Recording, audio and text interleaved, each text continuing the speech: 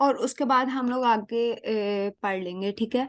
इसके अंदर जब हम उर्दू में लिखते हैं, यहाँ पे हम लोग कोर्ट का नाम लिखते हैं, वही जिस तरीके से कल मैंने आपको बताया था कि बाअदालत जनाब जिसकी भी अदालत में होगा उन जज साहब का नाम होगा। यहाँ पे वो उसका टाइटल के जमशेद अली बनाम माजिद, जिस तरीके से ये लिखा हुआ है। उसके बाद ये इसका सब्जेक्ट बताएंगे, दावा इस्तकरार हक मा हुक्म इम्तनाई दवामी। फिर जिसकी तरफ से ये जवाब दावा आया हुआ है उसका नाम लिखते हैं। फिर हम जनाब अली, जैसे हम लोग इंग्लिश में रिस्पेक्टफुली श्वेत लिखते हैं, उस तरीके से उर्दू में हम लोग जनाब अली लिख लेते हैं, ठीक है। अब उजरात इब्तदाई, ये सेम वही है जो प्रिलिमिनरी ऑब्जेक्शन है, ये उनकी उर्दू है, ठीक है।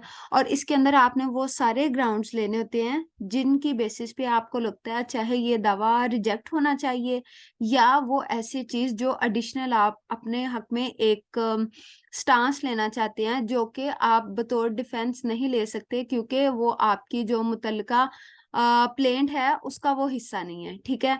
तो आपने इसको सिंपली बस एक बार देख लीजिएगा, इसके आप लोग स्क्रीनशॉट लेना चाहें तो ले सकते हैं। और बस इसको एक बार देख लीजिएगा कि अच्छा उर्दू में भी ये किस तरीके से लिखी जाती है। उसके बाद उजरात इब्तदाई लिखने के बाद हम लोग बर वाकयात पे आते हैं और इनको कहते हैं ऑन मेरिट्स। और ये जिस जिस तरीके से प्लेंट का जो जो पैराग्राफ नंबर होता है उसके रेलिवेंट ही हम लोग लिखते हैं, ठीक है। अगर पैराग्राफ नंबर 1 के अंदर कोई हम उसका जवाब दे रहे हैं प्लेंट का, तो उसको हम लोगों ने रिटर्न स्टेटमेंट के अंदर भी पैराग्राफ नंबर 1 के अंदर ही लिखना है। अगर 2 है पैराग्राफ नंबर 1 प्लेंट का, तो रिटर्न स्टेटमेंट का भी 2 ही होना चाहिए। और उसके अंदर जितना भी हम लोगों ने अपनी एक्सप्लेनेशन वगैरह देनी है, वो सारी एक्सप्लेनेशन भी हम लोग एडिशनल इंफॉर्मेशन जो कि हमें लगता है कि हमारा सपोर्ट करेगा कल को जाके एविडेंस में, हमने वो सारा कुछ लिखना है। लेकिन वही बात है, फिर मैं यहाँ पे रिपीट कर रही हूँ कि आपने इन चीजों को ख्याल रखना है कि कौन सी चीज को कितना हम लोगों ने पेश करना है कोर्ट में, इसको बड़े ध्यान से करना है क्योंकि एविडेंस के अंदर और इन सब डिटेल्स के दरमियान एक बहुत बारीक सा फर्क होता है, जो कि हमें ऑर्डर 6 के अंदर बहुत अच्छे तरीके से बेरक ने बताया हुआ है।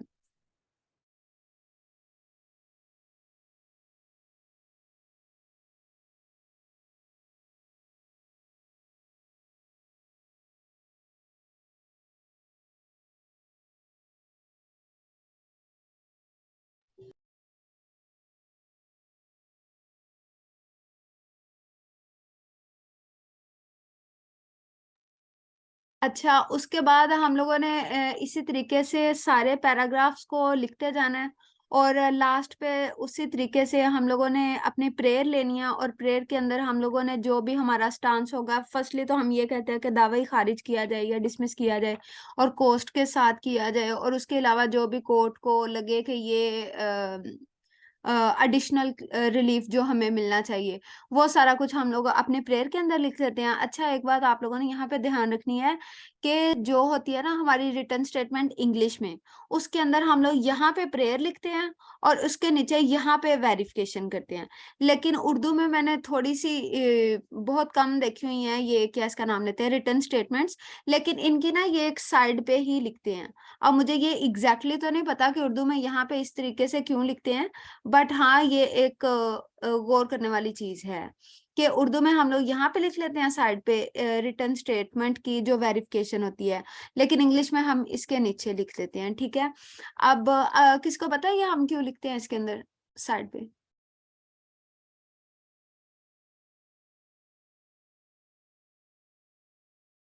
भी लिखी जा सकती है।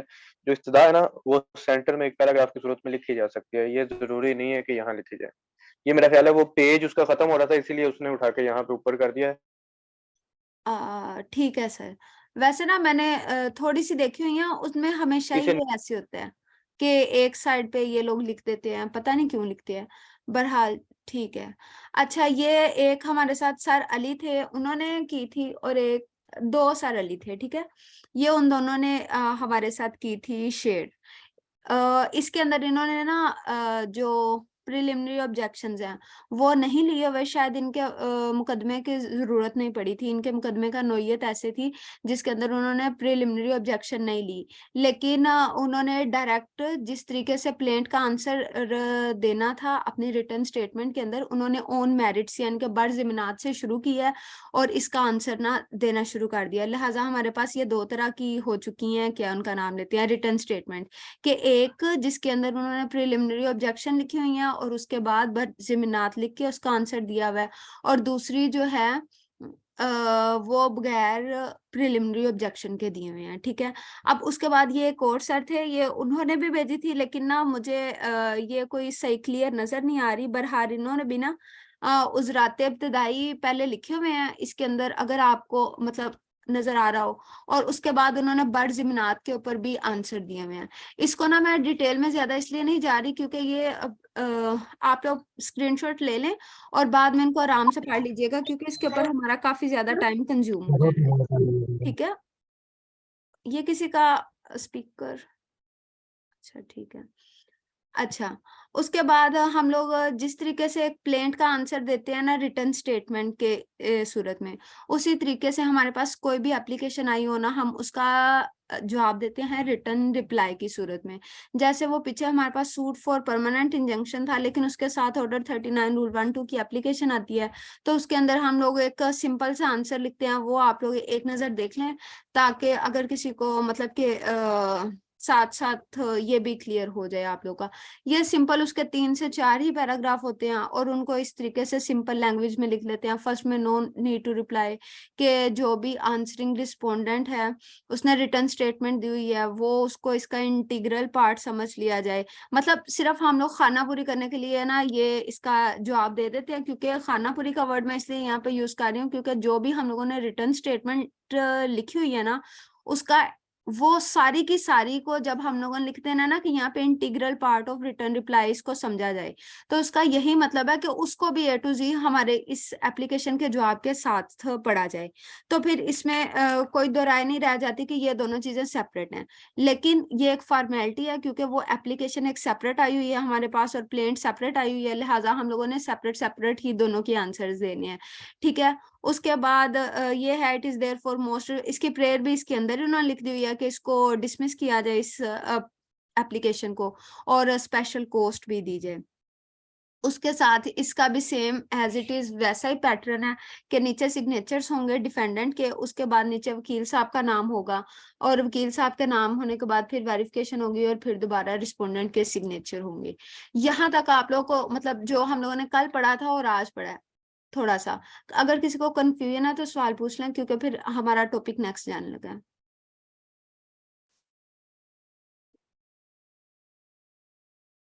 है। जी अक्सा बोले।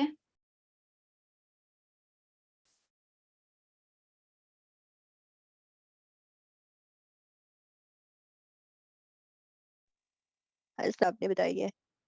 सॉरी आप क्या कह रहे हैं, ये आवाज नहीं आई। ये पूछा है कि ये आपने जो अभी एक्सप्लेन करी थी ये रिटन स्टेटमेंट है। हाँ जी, ये रिटर्न स्टेटमेंट है। कल जब हम लोग पढ़ रहे थे ना तो थोड़ा सा रह गया था, लेकिन मीटिंग का टाइम खत्म हो गया था, तो मैंने कहा था हम नेक्स्ट कल डिस्कस कर लेंगे वो। बस मैंने आप लोग को दिखाई है कि इसका एक स्क्रीनशॉट ले लें ताकि अगर किसी बंदे ने पढ़ना हो इनको तो एक बार पढ़ ले और अपनी क्लैरिटी के लिए। हाँ जी, अगर ये ग्रुप में आप काइंडली शेयर कर देंगी अगर ये रिटन स्टेटमेंट। जी जी, मैं आपके साथ कर दूंगी। मतलब चाहिए तो। हाँ जी, मैं आपको ना लेक्चर इसके बाद कर दूंगी सेंड। अच्छा, ये हम लोगों ने ऑर्डर्स 8 तक ना बिल्कुल मतलब पढ़ लिया है। अभी तक जितना भी हम लोगों ने पढ़ा था ना, वो पढ़ा था प्लेंटिफ के बारे में पढ़ा था और डिफेंडेंट के बारे में पढ़ा था। मेनली अगर हम कैटेगराइज करें कि प्लेंटिफ के साथ एक प्लेंटिफ किस तरीके से कोर्ट में आएगा और डिफेंडेंट किस तरीके से कोर्ट में आएगा।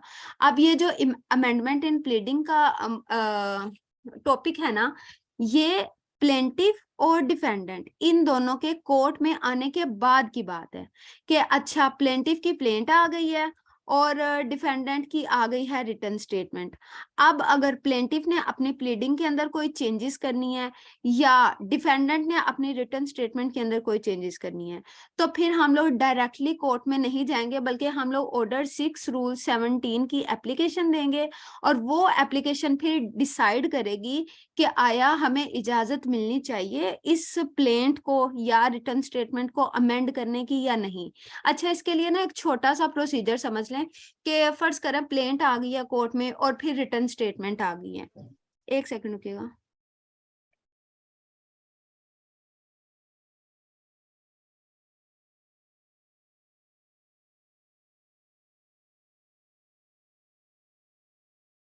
अच्छा, अब हम ये देखे हैं कि प्लेंटिफ ने प्लेंट ले आया है और डिफेंडेंट ने रिटर्न स्टेटमेंट ले आया है, लेकिन अभी कोई ऐसा स्टांस आया है जिसकी क्लैरिफिकेशन जरूरी है, चाहे वो प्लेंटिफ की तरफ से या डिफेंडेंट की तरफ से।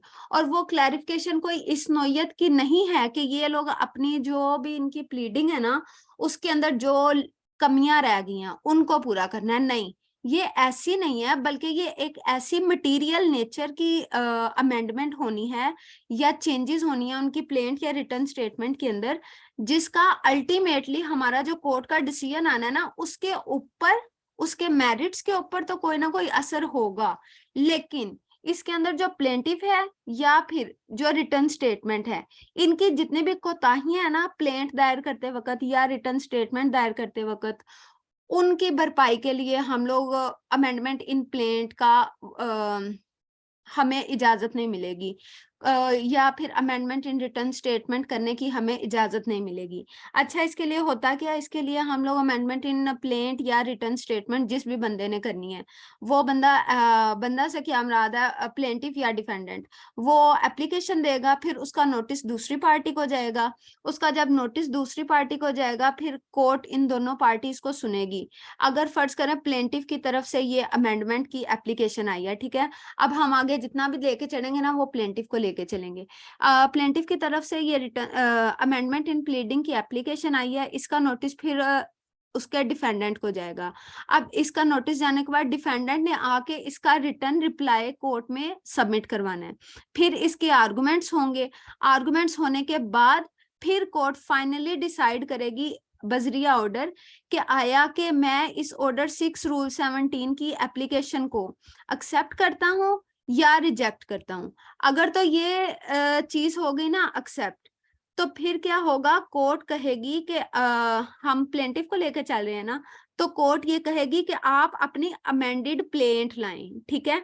जब ये प्लेंटिफ अपनी अमेंडेड प्लेंट लाएगा तो फिर जो रिस्पोंडेंट होगा यानी कि डिफेंडेंट प्लेंट की सूरत में और रिस्पोंडेंट वो एप्लीकेशन की सूरत में, उसको कोर्ट ऑर्डर करेगी कि आप अगर आप इसमें कोई चेंजेस करना चाहते हैं अपनी रिटर्न स्टेटमेंट के अंदर, सिर्फ और सिर्फ इस हवाले से कि जितना हिस्सा प्लेंट के अंदर चेंज हुआ है, यानी कि प्लेंट के बाद जितनी अमेंडेड प्लेंट आई है ना उसके अंदर जितना पोर्शन चेंज हुआ है, आप उसके हवाले से अगर कोई कोर्ट में रिटर्न स्टेटमेंट में एडिशन या डिलीशन करना चाहते हैं तो आप कोर्ट में ला सकते हैं। तो अब क्या होगा, अब इसकी एक्सेप्टेंस के बाद अमेंडेड प्लेंट आएगी, फिर इसकी अमेंडेड रिटर्न स्टेटमेंट आएगी। अब हमारे पास ना कोर्ट ये देखेगी कि अच्छा ये प्लेंट और रिटर्न स्टेटमेंट आ गई है, क्या किसी दूसरे बंदे को इसके ऊपर ऑब्जेक्शन है। अब फर्ज करें जो प्लेंटिफ है उसने तो अपनी अमेंडेड प्लेंट बिल्कुल ठीक तरीके से, जैसे कि उसकी ऑर्डर 6 रूल 17 की एप्लीकेशन एक्सेप्ट हुई थी उसके मुताबिक कोर्ट में जमा करवाई है, लेकिन जो डिफेंडेंट है उसने अपना डिफेंस जमा करवाते वक्त अमेंडेड रिटर्न स्टेटमेंट के अंदर कुछ एक एक्स्ट्रा बातें ऐसी लिख दी हैं जो कि ना तो ओरिजिनल प्लेंट में थी और ना ही इस अमेंडेड प्लेंट के अंदर मौजूद थी, बल्कि इसने कुछ एक एक्स्ट्रा चीज ऐसी लिखी है जो कि ग्रीवियंस कर रही है प्लेंटिफ को उसके क्लेम के लिए। तो फिर यहाँ पे ना ऑर्डर 6 रूल 17 की एप्लीकेशन नहीं आएगी, यहाँ पे ऑर्डर 8 रूल 9 की एप्लीकेशन आएगी, जो कि रेप्लिकेशन की एप्लीकेशन होगी प्लेंटिफ के बिहाफ पे। और अगर डिफेंडेंट ने सेम इसी तरीके को, इसी प्रोसीजर को एप्लीकेबल करना है, तो वो रीजॉइंडर की एप्लीकेशन होगी। यहां तक आप लोग को समझ आ गई है?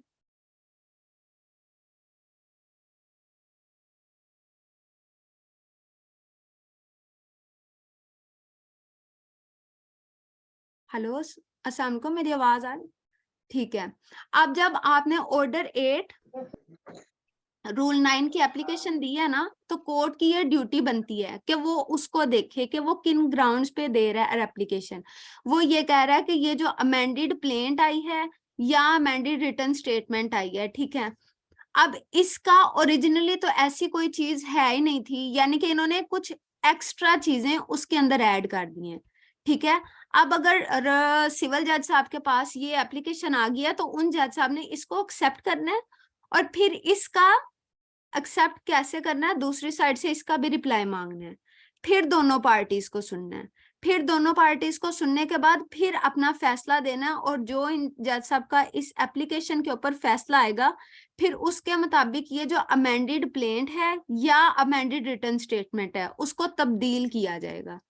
ठीक है, यहां तक आपको समझ आ गई ये ऑर्डर 8 रूल 9 से ऑनवर्ड। यानी कि जब भी कोई एप्लीकेशन आनी है ना, दूसरी पार्टी से उसका रिप्लाई लाजमी आना है, आर्गुमेंट्स लाजमी होने हैं, फिर जज साहब ने ये डिसाइड करना है कि आया कि मुझे इसको एक्सेप्ट करना चाहिए या नहीं करना चाहिए।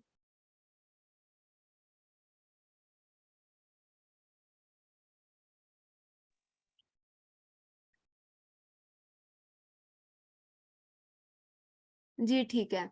अब हम लोग ना नेक्स्ट इनकी रीडिंग कर लेते हैं। और आप लोगों ने ना ऑर्डर 6 रूल 17 को इस तरीके से याद कर लेना है, या इन सब चीजों को, कि सबसे पहले आपके पास आनी है कोई प्लेंट, फिर रिटर्न स्टेटमेंट आनी है। ठीक है, ये एक्स पार्टे को फिलहाल भूल जाएं आप 1 सेकंड के लिए।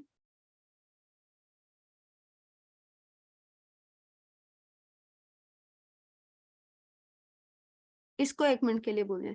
अब आप फर्ज करें प्लेंटिफ आ चुका है और उसने प्लेंट दी है, अब उसके रिस्पॉन्स में डिफेंडेंट आया, उसने रिटर्न स्टेटमेंट दी है, लेकिन अब इनको ऐसा लगता है कि इसके अंदर कोई चेंजेस आनी चाहिए, तो कोर्ट के अंदर ये अमेंडमेंट इन प्लीडिंग की एप्लीकेशन देंगे, जो कि ऑर्डर 6 रूल 17 की होगी। अब अगर इसको अमेंडमेंट इन प्लीडिंग करने के बाद इसकी अमेंडेड प्लेंट और अमेंडेड रिटर्न स्टेटमेंट आ चुकी है कोर्ट के अंदर, अब अगर इसमें कोई एक्स्ट्रा चीज आई है ना, तो फिर हम लोगों ने रेप्लिकेशन और रीजॉइंडर की तरफ जाना है, ऑर्डर 8 रूल 9 की तरफ, ठीक है। और इन सब के अंदर मतलब कि ये पहले तो ओरिजिनल प्लीडिंग्स थी, फिर अमेंडेड आई, फिर रेप्लिकेशन और रीजॉइंडर हुआ। अब ये सारी अगर किसी केस में वाकई आ गई है ना, तो फिर ये सारा कुछ एक प्लीडिंग के जुमरे में आएगा, ठीक है। और अदरवाइज ये इतना इतना ही ओरिजिनल है। ओरिजिनली तो ये इतना ही प्लेंट और रिटर्न स्टेटमेंट के अंदर आएगा, लेकिन ये चीजें बाद में आएंगी इनकी प्लीडिंग के अंदर, कि अगर कोर्ट को ये सेटिस्फाई करके किसी नतीजे तक पहुंच जाए। हाँ, लेकिन अगर यहाँ पे प्लेंटिफ की बजाय डिफेंडेंट आता ही नहीं है, तो ये सारा कुछ नहीं होगा, बल्कि कोर्ट एक्स पार्टे प्रोसीड करेगा और कोर्ट अपना फैसला दे देगा। ये ऑर्डर 9 की बात है, एक्स पार्टे वाली। यहाँ तक आप मुझे बता दें एक बार, क्लियर कर। अस्सलाम वालेकुम मैम। वालेकुम सलाम जी, मिस हमारा। मैम ये जो रीजॉइंडर की तरफ हम लोग जाएंगे, ये किस ऑर्डर के तहत है, एक दफा रिपीट कर दें। Order 8 rule 9।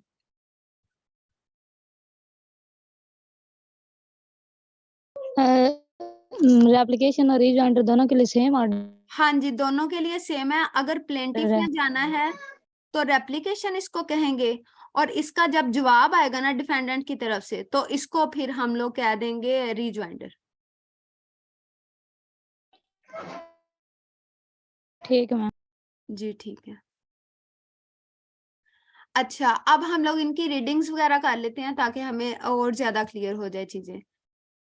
Striking out pleadings, ये वैसे हम लोगों ने एक बार पढ़ लिया हुआ है, लेकिन इसका यही मतलब है कि किसी भी स्टेज पे कोर्ट प्रोसीडिंग्स के अंदर से कोई भी चीज, प्लीडिंग्स के अंदर से कोई भी चीज ना निकाल सकती है, स्ट्रक ऑफ कर सकती है, अगर वो अननेसेसरी है या स्कैंडलस है। ये सिंपल है ऑर्डर 6 रूल 16। अच्छा ये मैंने गलती से यहाँ पे ऑर्डर 7, सॉरी ये मैंने गलती से ना यहाँ पे ऑर्डर 7 लिख दिया था, ऑर्डर 6 नहीं। अच्छा, striking out of pleading, the court में at any stage of proceedings order to be struck out or amend any matter in any pleading which may be unnecessary or scandalous or which may tend to prejudice, embarrass or delay the fair trial of suit।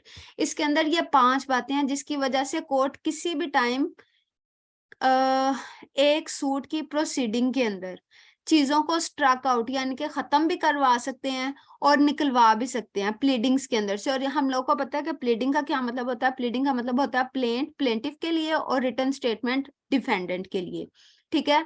लेकिन आपने इन पांचों को याद कर लेना कि अगर unnecessary है, स्कैंडलस है, या जिससे कोई मतलब कि प्रेजुडिस कॉज हो रहा है, या एम्बैरेसमेंट हो रही है फेयर ट्रायल को, या डिले हो रहा है उसका, ठीक है, तो ये है स्ट्रक को आउट किया जा सकता है। उसके बाद है amendment of pleading, the court में at any stage of proceeding allow either of the party. अब ये देखें, अगर ये प्लेंटिफ के लिए होता ना तो यहाँ पे सिर्फ प्लेंटिफ का नाम आना था, अगर डिफेंडेंट के लिए होता तो यहाँ पे डिफेंडेंट का नाम आना था, लेकिन यहाँ पे ईदर ऑफ पार्टी यानी कि प्लेंट रिटर्न स्टेटमेंट जमा करवाने के बाद कभी भी कोर्ट ये कह सकती है कि अच्छा आप इसको अल्टर करें या चेंज करें, अमेंड करें, जो भी है, to alter or amend his pleadings in such manner and on such terms as may be just।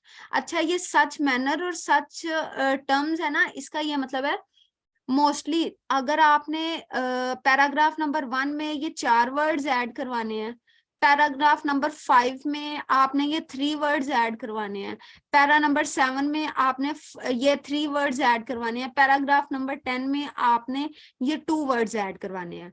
आपने अपनी ये सारी की सारी जितनी भी एडिशन करवानी है, अमेंडमेंट करवानी है जिन चीजों की, वहां पे आपने ऑर्डर 6 रूल 17 की जो एप्लीकेशन देनी है उसके साथ बताना भी है कि मैंने इस चीज को ये करना है, ये चीज ऐड करनी है। और अल्टीमेटली जब इस एप्लीकेशन का फाइनल डिसीजन आएगा ना, उसके अंदर जज साहब भी लिखेंगे कि मैं इसको इस चीज करने की इजाजत देता हूँ।